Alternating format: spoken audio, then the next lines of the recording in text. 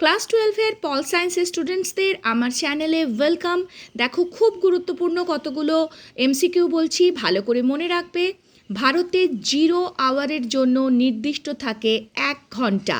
ভারতে 0 আওয়ারের জন্য নির্দিষ্ট থাকে 1 ঘন্টা।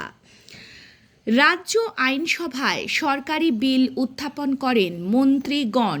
রাজ্য আইনসভা অর্থাৎ বিধানসভার কথা বলা হচ্ছে।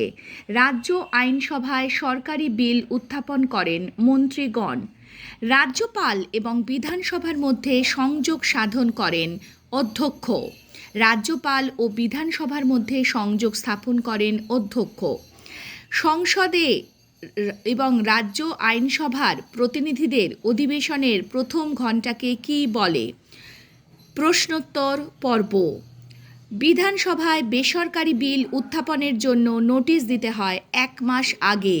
বিধানসভায় কোনো বেসরকারি বিল উত্থাপনের জন্য নোটিশ দিতে হয় 1 মাস আগে। এরপরে এই প্রশ্নটা বলবো, রাজ্যের মন্ত্রিসভা দায়িত্বশীল থাকে কার নিকট? বিধানসভার নিকট। রাজ্যের মন্ত্রিসভা দায়িত্বশীল থাকে বিধানসভার নিকট। পার্লামেন্টের উভয় কক্ষে গৃহীত বিল আইনে পরিণত হয় রাষ্ট্রপতি স্বাক্ষর করলে।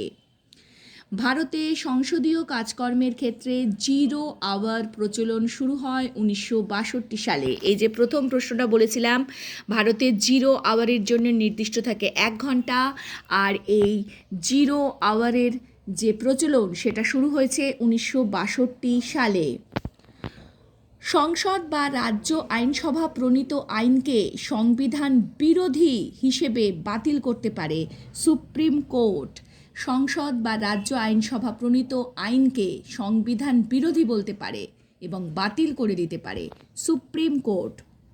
সংসদের বা বিধানসভার অধিবেশন শুরু হয় প্রশ্নোত্তর পর্ব দিয়ে। অধিবেশন শুরু হয় প্রশ্নোত্তর পর্ব দিয়ে। কেন্দ্রীয় মন্ত্রিসভাকে পদত্যাগ করতে হয় কখন? লোকসভার আস্থা হারালে।